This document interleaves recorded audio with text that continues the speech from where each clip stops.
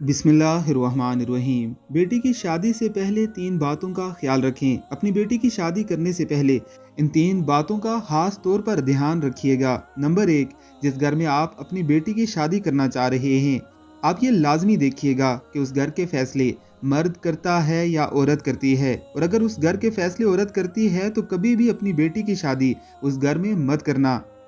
Number 2, और जिस ख़ानदान में आप शादी करना चाह रहे हैं वहाँ पे ये लाजमी देख लीजिएगा कि कामयाब शादियों की रेशो क्या है। तलाक याफ्ता की रेशो ज़्यादा तो नहीं। अगर तलाक याफ्ता की रेशो ज़्यादा है तो वहाँ शादी मत कीजिएगा।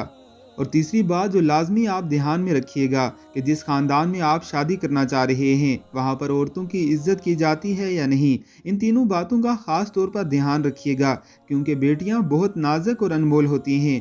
उनकी ज़िंदगियाँ बर्बाद मत कीजिएगा। अल्लाह हर बहन बेटी को महफूज रखे। आमीन सुम आमीन।